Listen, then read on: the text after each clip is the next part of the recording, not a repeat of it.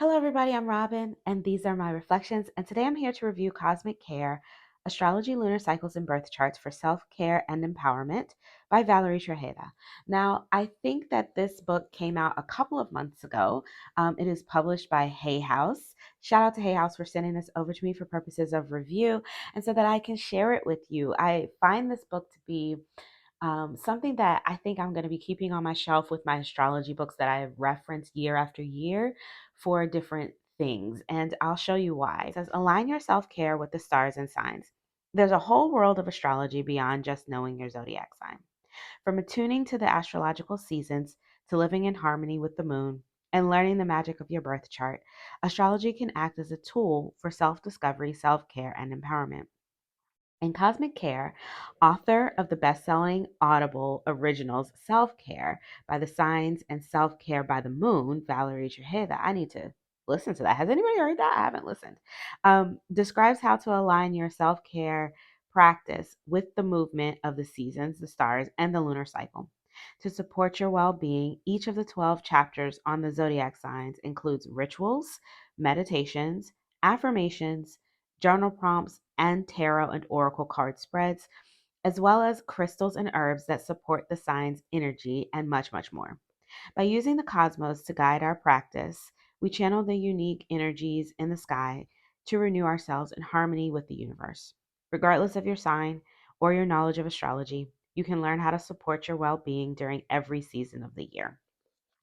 And that is exactly what it says on the back is exactly what this book does. So it goes into, in the beginning, what you have is the astrological signs, 12 chapters for 12 signs. Here's the contents so you can see for yourself what's in the book.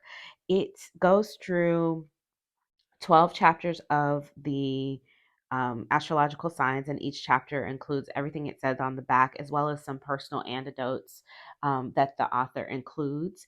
And then it has a chapter on lunar cycles and birth charts, which is just how to read your birth chart and different aspects of the chart and things like that.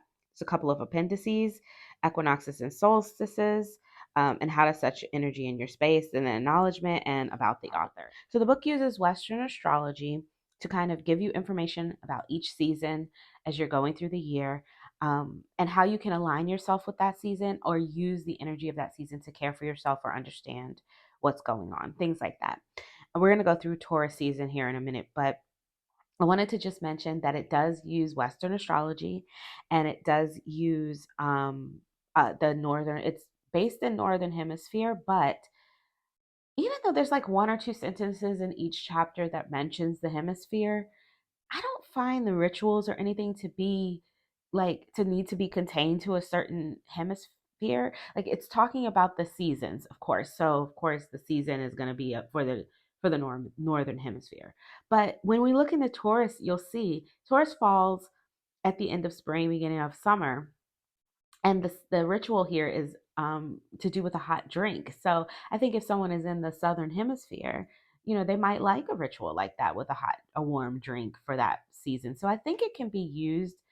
Personally, I think I don't live in the southern hemisphere, but I think it could be used for either hemisphere, to be honest. Each section starts out with just an introduction into the season and closing out the previous, right? So it says we now move from new beginning, the passionate and action-oriented season of Aries, to the grounding, pleasureful, and present energy of Taurus. New life is birthed through Aries, and the life is maintained and sustained through Taurus. And it goes on about the energy of Taurus, the energy and personality traits of people who have a sun sign in Taurus. It talks about the fact that it's an earth sign, the dates on the zodiacal calendar. It also talks about sort of like, she gives like an idea of a person that you might know, like a pop icon or somebody who is a Taurus, and why something you might know about them that would compare to the energy of Taurus. She talks about the archetypes. Here, she gives three: lover, centralist, and builder, and then says that her favorite is the builder because I build is a key phrase for Taurus. So then this section goes into the energy of the season. So rather than talking about it as a person, and as it presents in personality traits, now we're talking about a seasonal energy. There's a ritual. Each ritual is something for you to do to put your body into the energy of the season. So for this one, it's taking a hot cup of something, tea, chai, whatever you choose, matcha, whatever, and going through your senses and grounding yourself in that hot cup. So, what does it smell like? What does it feel like? What does it taste like?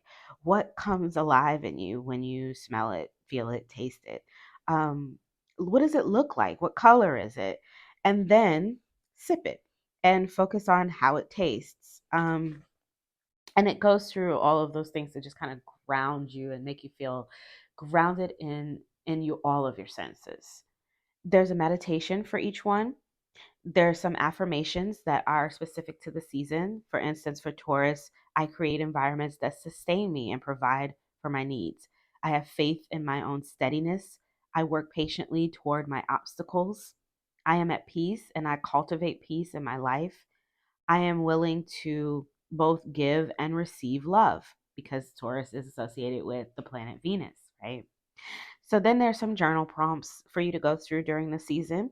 There's always a card spread, and each card spread is the first question is always in every card spread because I looked at all of them. How does the energy of the Taurus season impact me? So it'll be how does the energy of the Aries season impact me? How's the energy of blank season impact me? But the other four questions are based specifically on the energy of that season. Then you've got a section on crystals where it lists the crystal and then it lists some things about the crystal that are specific to that season. And then the same thing with herbs. So I did look through the crystals to see if the herbs to see if there were any repeats, and there are. However, the write-ups after the listed herb or crystal are changed based on the energy of the season. So whatever they're saying that it represents or promotes or whatever energy you're leaning into for that crystal or herb is based on the season. So for instance, in Aries, she listed citrine. And it says citrine crystals bring success, abundance, and good fortune. And citrine helps you draw wealth, prosperity, and abundance into your life. That would be how we would use citrine for Aries season. However, she lists citrine again in Gemini season. But this time, I'll show you here. This time, she talks about different qualities of citrine and how we can use it. So she says it represents mental clarity, attention, and creativity, and it complements a quick wit and the flexibility of energy present during Gemini season. It's very specific on how she's using each crystal or each herb in the season, and she shares that with us, which I was happy to see. Then you have the correspondences. So the planet, the color, the element, modality, the symbol, and then which house, the polarity, and then the tarot card. And then that's it. And then it goes into the next season. So each one you would, I would read this like I read this for Taurus season. And when Gemini season comes, I'll read Gemini season and so forth and so on. I can see myself working through this year after year, picking one or two crystals or herbs, whichever called to me that year. It may not be the same one every year, or maybe every year in Taurus season I want to work with lavender. I'm working with lavender right now. Maybe every year I want to work with that. Maybe every year that's calling to me, but maybe next year I'm feeling rose, or passion flower. And the same with the crystals. Maybe I choose malachite this year and next year Amazonite, or maybe malachite every year. And and I feel like it allows me a lot of information to take in, and I can work with it over and over again. Like every time I read it, I'm going to get something new, or maybe use something new from the references in those chapters. So I can use it like a reference book as the year goes on. I have other books like this. Like I have a book called Living Lunarly that I reference every year, every cycle. I have a zodiac book that talks about Eastern astrology, and that allows me to, I go through every year to read up on whatever the changes of the representation. Like when it's the year of the dragon, I want to read about the year of the dragon. If I, last year when it was the year of the rabbit, I read up on the year of the rabbit, and so I go back into that book year after year after year. And I feel like this is another one of those books that I can do that with. So after the chapters on the astrological signs, you have a lunar cycles chapter where she goes through the energy of each cycle, talks a little bit about each one, and then gives you some affirmations and journal prompts. Also get a tarot spread or oracle spread, whatever you choose to use with that. and the write up of the energy for each one. So you get waxing crescent, first quarter, gibbous, waxing gibbous, waning gibbous, all of them. It goes through all of them. Last quarter. And then in the birth charts section, she goes through what a birth chart is, how it can affect, how you can use it, how it can affect you. She talks about her own life and how she used her birth chart and understood it. She goes through what all of the signs mean. What is a midheaven? What is a descendant, right? And she goes through all of those. Um, what does it mean? What is your dominant element? What does that mean? What is your stellium and what does that mean? And then she has this bookish birth chart. This is an analogy that she uses to compare birth charts to the characters in books.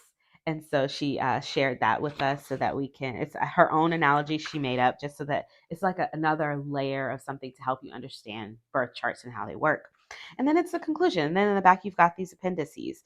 So, energy of the spring equinox, if you're interested, summer solstice, things like that, and some spreads to go with those. Journal prompts. Are they spreads or they're journal prompts? Yeah, journal prompts to go with those.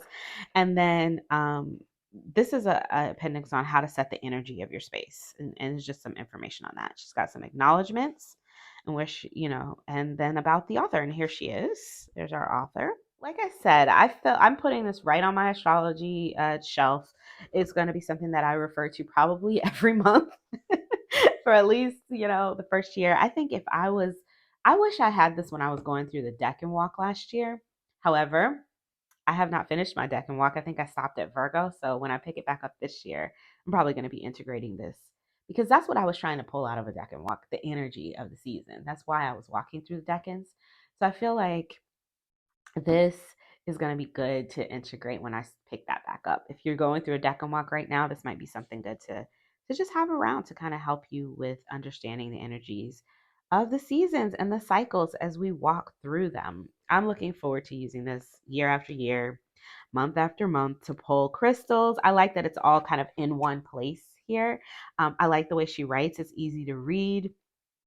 So yeah, I'm looking forward to it. So I have a little bit of a surprise for you guys. If you're watching this before May 20th, there's an opportunity to win a copy of this book. It's coming directly from Hay House. They're giving away a copy, and they asked me if I would like to give away one to my subscribers. And I was like, hell yes, I do. I would love to. I like it. I think it's a fantastic book, and I think that people would enjoy having it on their shelves and referring to it. I think it would be helpful.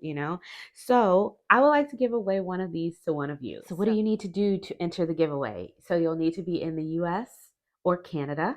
Hay House will be shipping this directly from their warehouse, which gave me the opportunity to be able to offer this to subscribers in the US or Canada, not just US. Because if I was shipping it from here, I would have to it would just be US. So I wanted to open that up to my Canadian subscribers as well. So as many as possible, right?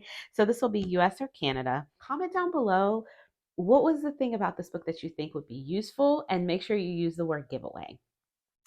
If you want to comment down below, like you're seeing this after May 20th, and you just want to talk about the book, feel free. If you don't use the word giveaway, I won't be sucking you into the giveaway, right? You'll need to be subscribed. I will check that. And, like the video, share it. If you share it, I'll give you an extra entry because I'm just going to put names in hats. So if you share it, make sure you tag me so that I can see that you shared it. You can share it here or on Instagram and tag me so that I can see that you shared it. And then I will put you in there twice. I will put you in there twice to win the copy of the book. It will be shipping directly from Hay House, so you'll need to be able to contact me on Instagram to give me your address. That's how you'll have to contact me. So if you are, if you win, you'll need to be able to contact me on Instagram. I'm gonna pull the names on May 20th. So all you need to do is just check back here.